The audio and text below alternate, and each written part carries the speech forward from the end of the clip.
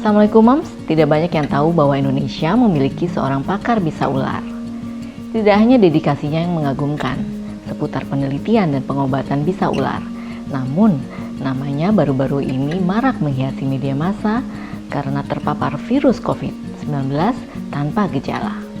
Hari ini Dr. Tri Maharani akan bercerita banyak pada kita tentang kecintaannya menjadi seorang ahli toksinologi satu-satunya di Indonesia dan sukses story-nya menghadapi COVID-19. Malam Dr. Maha. Halo, malam Mbak. Bagaimana kabarnya? Baik dok, dokter sehat-sehat ya dok? Ya, saya sudah sehat. Sekarang sudah bisa keluar dari ruang isolasi saya. Dok, cerita sedikit dong. Dokter ini kan satu-satunya toksinologi ahli bedah, ahli bisa ular di Indonesia. Dan bahkan dokter satu-satunya dokter Indonesia yang tergabung di WHO untuk pembuatan pedoman penanganan bisa ular ya dok ya? Gigitan ular, ya. Gigitan ular, baik. Dok, bisa cerita sedikit asal mulanya nih, pilihan dokter kenapa sih pilih bidang ini dok? Ini kan cukup unik ya. Ya. Jadi sebetulnya kalau spesialis saya adalah spesialis emergency, Mbak. Baik. Kemudian setelah lulus spesialis, saya belajar lagi dalam ilmu yang namanya toksinologi. Jadi kalau toksinologi ini adalah isinya hewan berbisa dan tanaman beracun. Nah, tapi kalau toksikologi lebih luas lagi, itu ada bahan kimia dan sebagainya. Saya nggak belajar itu, saya belajar yang kecil saja, yaitu hewan berbisa dan tanaman beracun. Awal mulanya gimana sih dok? Kok Karena tertarik di Indonesia? Iya, jadi awal mulanya sih banyak kasus gigitan hewan berbisa ataupun keracunan dari tanaman yang beracun itu tidak tertangani dengan benar. Dan dalam kurikulum buku kedokteran dari kedokteran dasar waktu masih dokter umum sampai dokter spesialis, kami semua tidak diajari itu. Jadi kalau ada kasus-kasus kayak gitu ya, kami ini hanya membuka-buka buku yang kadang-kala kami nggak tahu kalau buku itu juga salah, gitu. Nah, jadi akhirnya saya tertarik untuk belajar yang benar. Saya pergi ke banyak negara, saya belajar ke banyak profesor untuk bidang toksinologi ini. Saya pergi ke Australia, pergi ke Thailand, pergi ke India, pergi ke Inggris dan sebagainya untuk belajar ini. Begitu Mbak ceritanya. Terus saya balik lagi ke Indonesia untuk mendirikan sebuah badan namanya Society ya, namanya Indonesia Toksinologi. Tapi saya sendiri ini ASN Mbak, saya bekerja pada pemerintah gitu. Saya sudah menjadi ASN 23 tahun. Baik dok. Dok, biasanya kan kita kalau ke rumah sakit atau klinik gitu ya, kita kan gampang menemui dokter spesialis jantung misalnya, spesialis anak misalnya. Tapi kalau untuk spesialis ular itu punya di mana ya dok? Saya spesialis saya emergency Mbak, tapi subspesialis saya adalah toksinolog tadi itu Mbak, gitu. Jadi kalau spesialis emergensinya di Indonesia sudah ada 62 orang, tapi yang mengambil ilmu selanjutnya toksinolog memang baru saya. Oke, berarti kita bisa menemui Dokter Maha di IGD ya dok? Iya, ketemunya di IGD, tidak ada di poli Mbak, dan tidak ada di rawat inap gitu. Baik dok, ada cerita yang unik selama menangani kejadian-kejadian gigitan ular atau korban bisa ular nggak dok? Saya pernah dengar katanya dokter pernah menolong seorang ibu yang sedang hamil di Surabaya yang tergigit ular, betul ya dok? Ya, banyak sih ceritanya. Saya kerja untuk gigitan ular ini udah 8 tahun, Mbak. Kalau yang hewan yang lain kayak tawon, jellyfish itu ya mungkin 2-3 tahun ya. 2017 tuh saya mulai yang jellyfish sama yang tawon. Tapi memang ada beberapa kasus-kasus khusus karena Indonesia ini kan tidak ada anti bisa ular yang banyak. Cuma ada satu mengcover beberapa jenis ular saja. Sementara jenis ular berbisanya ada 77. Jadi biasanya kalau ular-ular langka tuh saya harus pergi ke luar negeri dan saya harus membeli, balik lagi ke Indonesia memberikan kepada si pasien, dan sebagian besar 100% justru ya yang saya beri itu gratis semuanya, Mbak. Jadi saya menanggung sendiri semua anti bisa ular itu. Termasuk untuk ibu yang di Surabaya yang kena gigitan ular tanah di Madura dan menyebabkan dia hampir saja meninggal. Anaknya sudah meninggal karena waktu dibawa ke Dr. Stomo itu sudah dalam kondisi bayi meninggal di kandungan. Nah, jadi memang hari itu saya baru pulang dari Lebata tuh Mbak, nolongin anak kecil yang tergigit ular langka di Lebata. Sebelum di Lebata saya pergi ke Bangkok dulu untuk membeli antivenom itu. Pulang dari Lebata saya ditelepon bahwa ada kasus yang jelek di Surabaya. Jadi saya nggak pulang lagi. Saya mampir dulu ke Dr. Stomo, nolongin ibu hamil itu, kemudian saya baru pulang ke Kediri. Jadi itu kira-kira makan waktu 4 hari perjalanan ya. Luar biasa dok ya. Seberapa bahaya sih bisa yang dihasilkan oleh ular-ular di Indonesia dan bagaimana sebanyak apa kasus yang terjadi di Indonesia nih dok? Ya, sangat berbahaya. Memang banyak orang bilang, ular Indonesia gak bahaya, lebih bahaya orang Australia. Siapa bilang? Mungkin karena tidak ada riset yang dalam tentang harimau Indonesia. Jadi ya memang banyak orang bahayanya ular-ular di Indonesia. Jadi ular-ular di Indonesia itu angka kematiannya cukup tinggi, Mbak. Insidennya saja 135.000 per tahunnya. Gede loh itu. Tadi sore saya barusan daring kayak begini dengan teman-teman dari WHO dari 5 negara. Dari Kenya, dari India, dari Swatini, sama dari Indonesia. Terus ini dari Belanda. Nah, kami semua berdiskusi gigitan ular terutama untuk orang-orang yang bekerja di pertanian dan juga bekerja di ladang. Tapi di Indonesia ini aneh. Kematian terbesar bukan orang yang bekerja di sawah, tetapi banyak anak-anak atraksi atau show. Jadi ini memang harus menjadi sebuah perhatian dari kalangan pendidik dan pemerintah bahwa harus dibuat undang-undang karena banyak anak-anak yang atraksi atau show itu masih di bawah umur. Mereka ada yang masih umurnya 14 tahun, masih ada yang 12 tahun, bahkan ada yang 9 tahun. Jadi memang ini harus betul-betul diedukasi dengan baik karena ular berbisa itu bukan untuk dimainkan. Dan memang pemahaman tentang ular berbisa ini yang menurut saya masih kurang. Nah, jadi sebetulnya memang ini sangat parah gitu. Tetapi memang karena pemahaman kita masih kurang dalam, jadi akhirnya ya susah sekali untuk mengedukasi itu. Misalnya hari ini saya edukasi, besok lusa udah lupa. Jadi saya harus ngulang lagi gitu. Makanya saya sekarang buat sebuah sistem.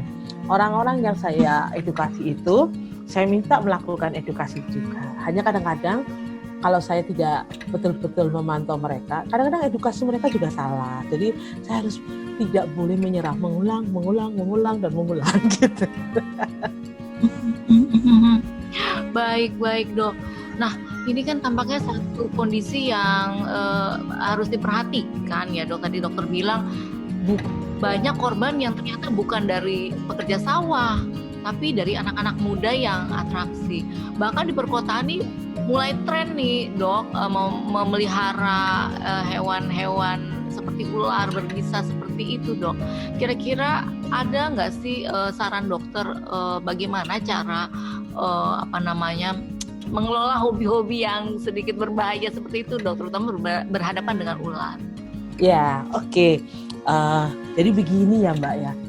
Menurut saya pemahaman yang benar akan hobi untuk memelihara hewan berbisa harus dipakai pemahaman secara biologi. Ada orang-orang biologi, kalau mereka itu memelihara hewan, dia harus mempunyai konsep muliakan hewan itu. Contohnya, hewan yang mau punah, mereka pelihara, mereka betul-betul lakukan sebuah proteksi supaya dia tidak punah. Hewan pun sebetulnya kalau dia ingin dipelihara, harusnya kita punya pemahaman bahwa kita memelihara hewan ini bukan untuk bersenang-senang. Hewan juga suka loh, Mbak. Dia harusnya lepas di alam luas, di alam bebas, apalagi ini kan wild animal. Hewan-hewan yang memang biasanya ada di alam bebas. Tiba-tiba dia ditaruh di kurungan, di kaca dan dilihat-lihatin. Apa mereka suka? Suka mereka. Mereka butuh alam sekitar, butuh berburu, butuh. Jadi menurut saya, kalau tujuan pemeliharaan itu bukan untuk memuliakan hewan itu, saya kira harus diluruskan tujuannya. Nah, kenapa? Dengan pelurusan tujuan itu, kita jadi tidak membuat hewan-hewan itu adalah objek saja. Mereka makhluk hidup dan mereka mempunyai hak untuk hidup dengan kebebasannya dan kehidupannya. Nah, orang-orang berpikir bahwa dia kan sehari berapa hari sekali saya kasih tikus, dia nggak perlu berburu tikus misalnya begitu. Apakah si ular suka? Nah, sebetulnya tidak pasti. Dia lebih suka berburu tikus ataupun berburu hewan lain di alam terbuka karena itu dunianya dia. Jadi untuk teman-teman yang memang melakukan pemeliharaan seperti itu harus kembali kepada tujuannya apa. Kalau tujuannya itu betul-betul memuliakan karena hewan itu adalah hewan yang mau punah, oke, itu bisa dilakukan betul-betul pemeliharaan yang bagus. Dan saya kira tempatnya bukan di rumah, tempatnya adalah di Swaka Marga Satwa. Tempatnya adalah di sebuah laboratorium ataupun di sebuah kebun binatang. Tapi kalau tempatnya di kamar misalnya ya, ini yang saya sering dapat. Bahkan saya pernah jam 12 malam tuh Mbak ditelepon seorang dosen yang mahasiswanya tergigit ular di mata. Kenapa? Karena dia memelihara ular itu di dalam kos-kosannya dan ularnya lepas dan menggigit saat dia tidur tepat di matanya begini. Nah, jadi konsep itu yang harus kita luruskan. Dok, apabila terjadi kecelakaan, artinya tidak sengaja ya pasti ya dok tergigit oleh ular seperti itu. Langkah apa sih harus dilakukan dok? Oke, jadi begini Mbak, Indonesia itu sudah ada dalam kesalahan berjamaah, maksudnya sama-sama, baik itu masyarakat, dokter, perawat, ataupun media puluhan tahun. Coba kita mengecek film-film tentang gigitan ular, kan pasti penanganan awalnya salah semua. Yang dikeluarkan darahnya, yang diikat, yang disedot, ya kan? Nah, itu adalah kesalahan berjamaah yang salah semuanya. Sekarang nih saya setiap ada tayangan seperti itu tak telepon nih stasiun TV-nya atau yang membuat acara. Salahkah kamu? Beneran kamu sudah tahu kalau itu benar gitu. Ya, karena itu adalah sebuah penyesatan publik. Jadi yang benar adalah bisa ular itu menurut buku WHO. Nah, jadi di sana disebutkan bahwa karena bisa ular itu lewatnya kelenjar getah bening, jadi dia tidak boleh dikeluarin, disedot, diikat ataupun dikeluarkan darahnya tadi ya. Itu adalah sebuah cara yang salah yang tidak membuat si bisa ular keluar dari tubuh kita. Jadi karena dia lewat kelenjar getah bening, maka supaya dia tidak menyebar, dia dibuat tidak bergerak. Jadi biasanya kita kasih kayu atau bambu atau sesuatu yang rigid untuk menopang bagian yang tergigit tadi. Misalnya tangan, si kayu atau bambu, dan jari patin itu akan bisa menyebarkan bisa yang ada di dalamnya kalau kalau ada pergerakan dari otot-otot kita. Nah, jadi kalau itu ada di kaki, ya orangnya nggak boleh jalan. Dia harus digendong atau ditandu atau digonceng sepeda motor supaya dia tidak bergerak. Kalau di tangan, dia bisa digendong, dikasih bilah bambu, kayu dan barang yang tinggi tadi. Baik dok. Jadi selama ini kita sudah harus memperbaiki ya pemahaman penanganan gigitan ular ini. Iya, betul. Namanya itu kesalahan berjamaah gitu. Betul sampai di film-film semua hal ceritanya adalah dengan ikat-ikat dan dikeluarkan darahnya itu ya dok. Iya.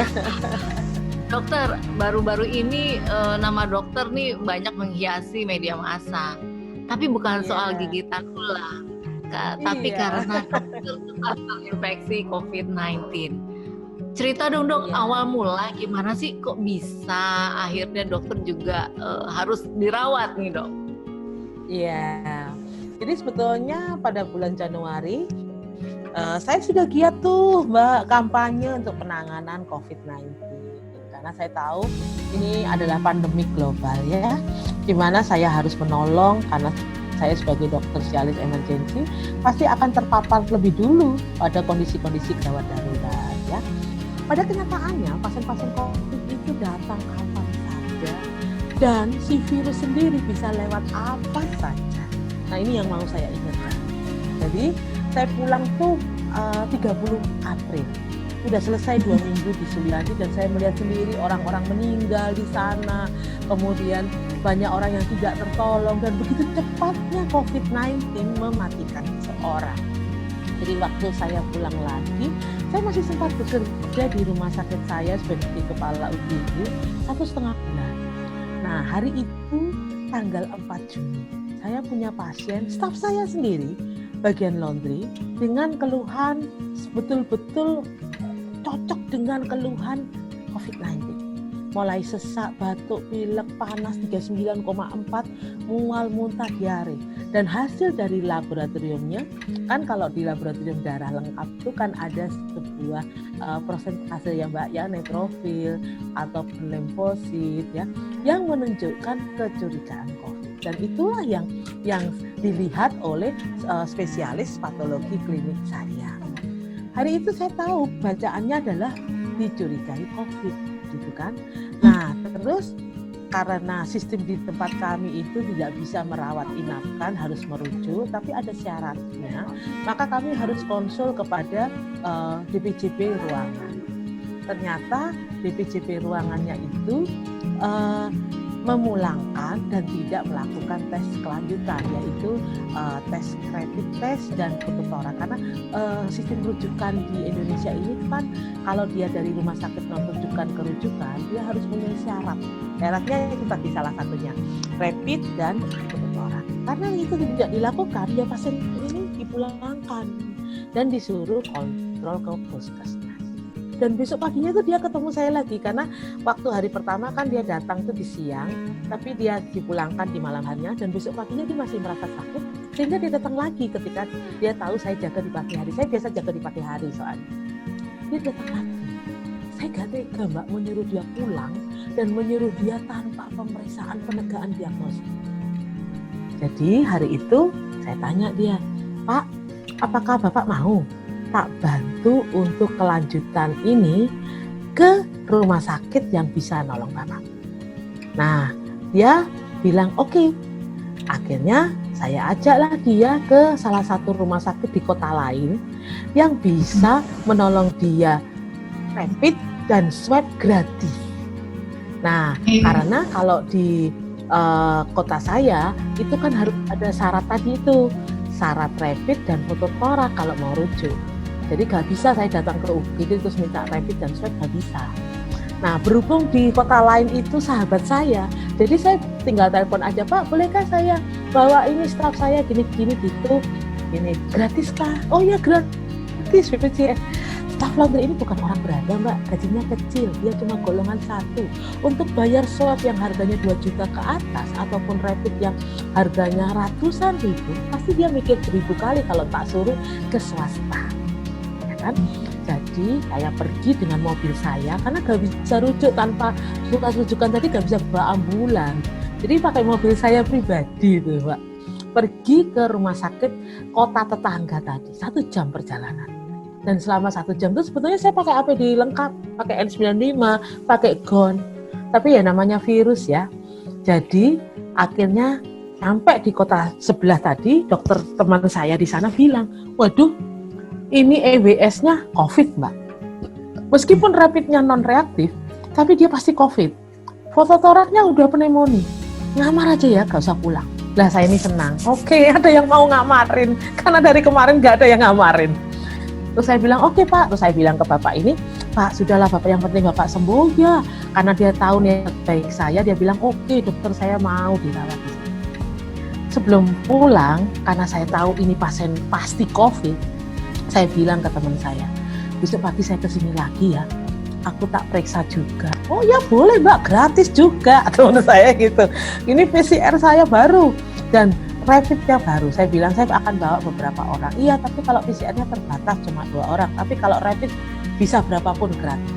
Besok pagi saya ke sana Mbak. Kemudian saya swab dan rapid bersama dokter umum saya, tapi bukan dokter UGD, dokter umum ruangan ya. Jadi dia tidak berinteraksi dengan pasien saya tadi, dan beberapa perawat bagian lab dan juga bagian poli saya. Tapi mereka tidak berinteraksi semua dengan bagian laundry. Hanya saya aja yang berinteraksi dengan bagian laundry ini sampai 2 kali dan sampai 1 jam perjalanan tadi.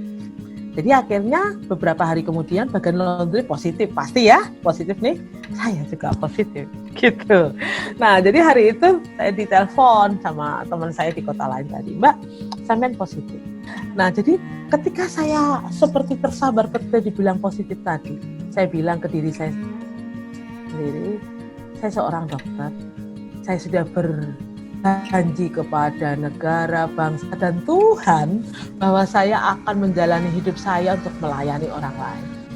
Jadi ya sudahlah, saya menenangkan diri beberapa jam. Saya butuh waktu kira-kira jaman ya.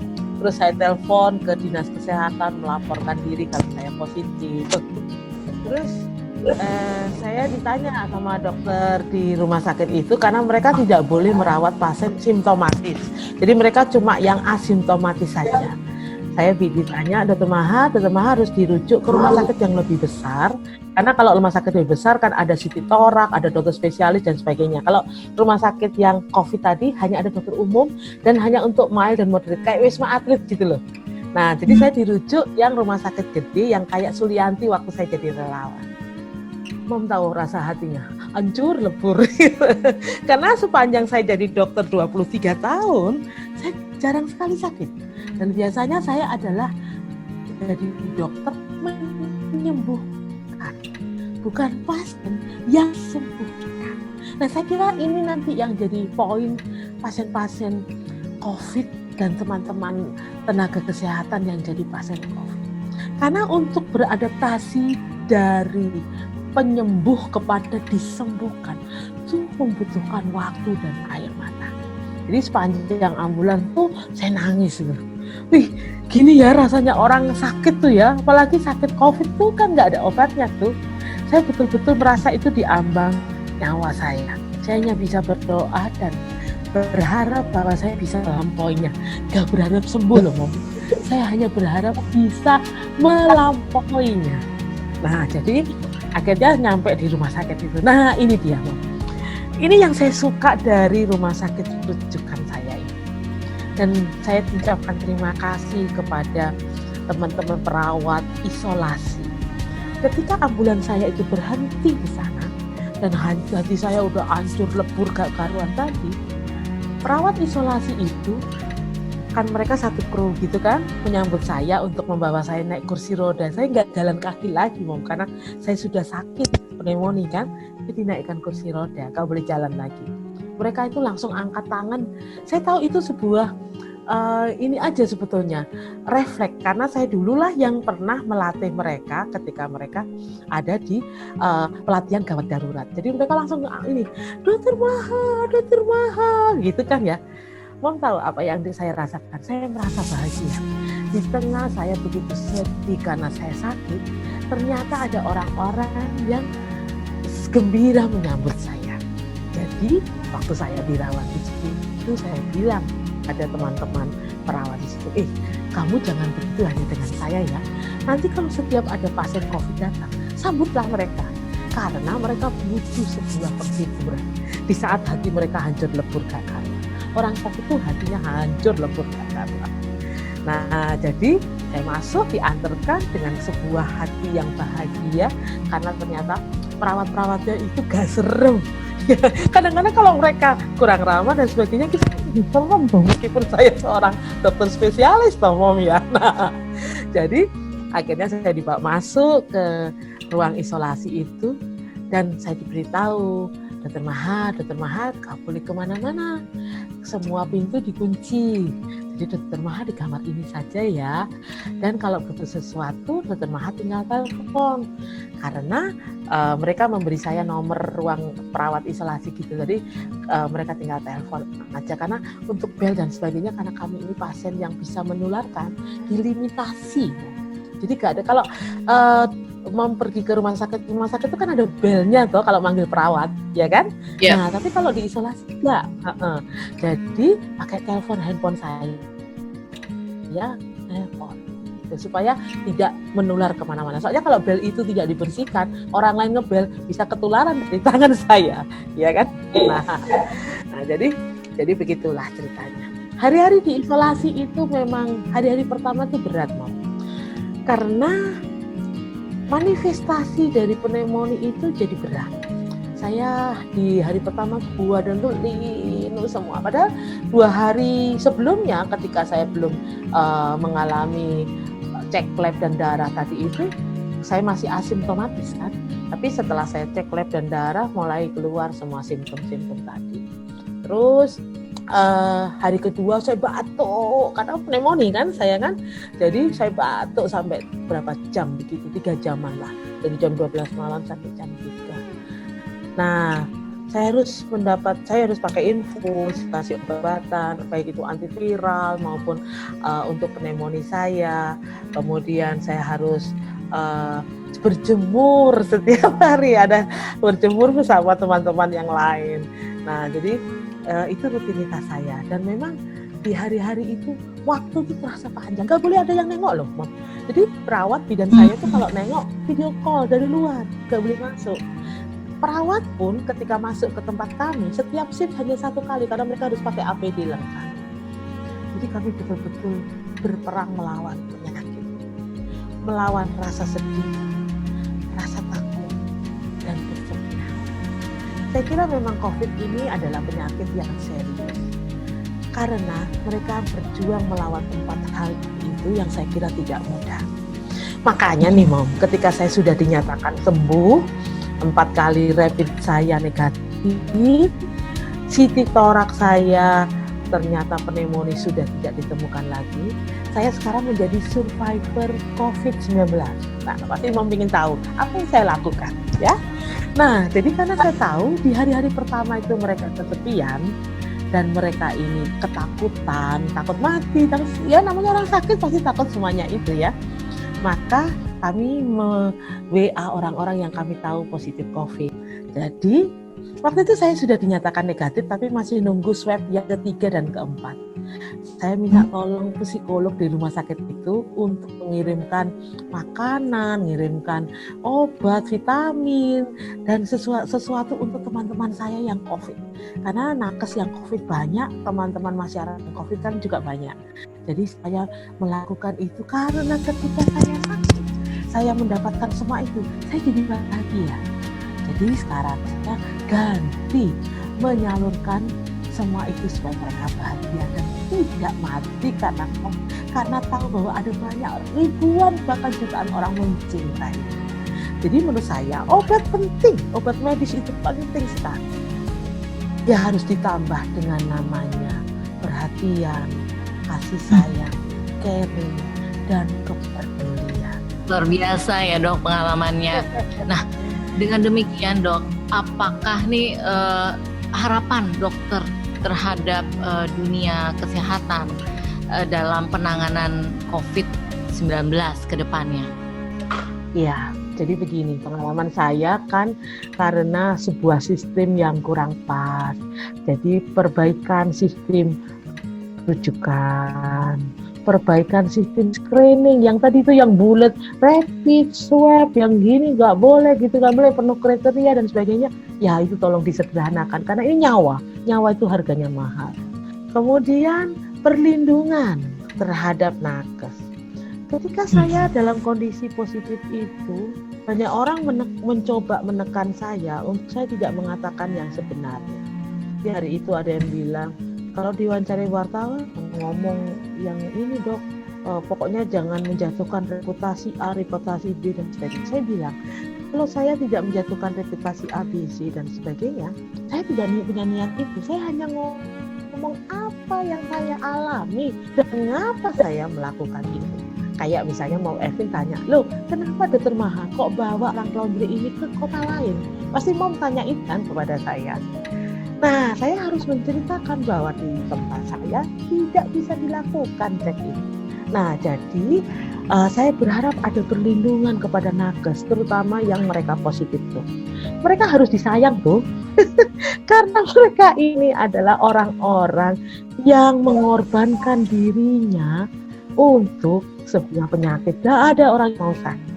Jangan sampai dia ditekan, jangan sampai rumah sakit gak peduli, jangan sampai orang-orang yang punya kedudukan itu justru membuat dia semakin terpojok dan terpuruk. Nah, jadi harus ada kepedulian dari rumah sakit. Saya sebetulnya sangat terkesan sekali dengan yang dilakukan. Maaf ya, saya boleh sebutkan nama ya Mom ya. Mbak Nurul Arifin, boleh ya saya sebutkan. Nah, karena hari itu beliau itu membaca koran Kompas yang menceritakan kisah saya, dan dia sebagai seorang ibu, saya kira itu naluri kewanitaannya dia.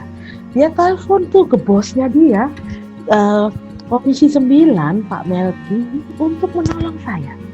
Kemudian Pak Melki dan teman-teman cari siapa sih DPR RI yang zona Kediri dan disebutkan satu nama Pak Sarmoji tadi, dan dia tadi itu menanyakan kenapa saya tidak bisa di rapid atau di swab di kota saya, dan dia membuat itu karangan bunga yang tulisannya Indonesia membutuhkan.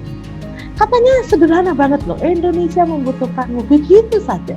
Tapi bagi saya, kata-kata itu di tengah semua kegalauan, di tengah semua tekanan, di tengah nama saya yang di open access lewat radio, tuh dokter itu positif, dan seluruh kota tahu, itu jadi sebuah oase yang luar biasa. Jadi saya berharap nama orang-orang yang kena itu gak di open access. Kayak HIV itu loh Mom, kan mereka gak di open access ya. Masa itu sampai sedetil-detilnya. Memang akhirnya nama saya tidak ada, tapi ada nama teman-teman saya sampai RT RW alamat itu loh Mom bisa di open access. Padahal teman-teman saya ini dokter spesialis. Jadi mereka kan akhirnya didatangi RW lah, ada yang mau diusir dan sebagainya. Hanya gara-gara data mereka itu open access. Harusnya mereka itu bisa dilindungi. Harusnya masyarakat melakukan keeping ya, menolong supaya orang ini gak jatuh atau mereka gak betul. Karena ini tenaga-tenaga medis, aset negara ini Mom. Masyarakat tidak boleh menjudge. Saya sendiri waktu itu merasakan ketika kakak saya marah bahwa dia mau keluar rumah tuh udah dilihat orang banyak dan semua orang lari ketika dia lewat. Jadi itu menimbulkan sebuah stigma sosial yang berat untuk keluarga saya. Padahal mereka negatif semua tuh, karena mereka tidak ada yang kerja di rumah sakit dan saya tinggal sendiri di belakang. Jadi tidak ada interaksi dengan mereka. Swab mereka negatif, rapid mereka non reaktif. Jadi saya berharap masyarakat, rumah sakit, pemerintah betul-betul mensupport, peduli. Dan ini mau saya mulai, tadi itu saya cerita, saya karena sudah merasakan itu duluan, di hari ketika saya sudah dinyatakan negatif, tapi belum pulang ya, saya masih di rumah sakit. Hari itu juga saya melakukan apa yang disebut dengan kepedulian kepada teman-teman saya yang lain. Menurut saya, bangsa ini harus betul-betul caring, peduli. Orang-orang ini bukan orang-orang hina. Orang kena COVID itu bukan orang-orang buruk. Saya kan kerja di rumah sakit kusta puluhan tahun tuh ya. Saya lihat orang-orang kena sakit kusta itu stigmanya memang buruk. Dan mereka membuat mereka sangat tertekan dan mereka akhirnya banyak yang fatalitas meninggal karena kurang dukungan. Jadi untuk COVID ini karena kondisinya seperti ini, saya sih berharap kita ini mendukung mereka. Nakes, masyarakat, pokoknya siapa aja yang kena COVID. Nah mungkin channelnya Mom ini bisa loh untuk kepedulian. Gak usah kasih apa-apa Mom, kasih ucapan ini aja. Kalian sembuh, negara membutuhkanmu, keluargamu membutuhkanmu. Saya kira semua orang kalau diucapi itu setiap hari, dia akan semangat untuk tetap hidup dan melawan si virus COVID tadi. Baik dok, terima kasih banyak dok untuk sharingnya yang luar biasa ini. Banyak sekali informasi yang sudah kita dapatkan. Kita belajar banyak terutama dalam bagaimana menghadapi situasi pandemi ini secara bijaksana ya dok ya. Mudah-mudahan dokter tetap sehat dan semakin sehat karena Indonesia membutuhkan dokter. Baik dok, terima kasih banyak atas waktunya. Indonesia butuh kita semua nih. Iya, baik. Makasih. Lekas sehat Indonesia ya.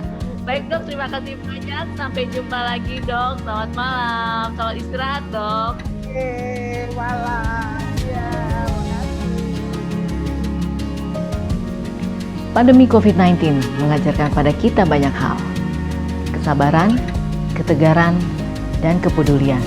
Tidak hanya menolong kita sendiri, tetapi juga dapat menolong orang lain. Semoga video ini membawa manfaat untuk Anda. Tetaplah like, share, dan subscribe. Sampai jumpa di video selanjutnya.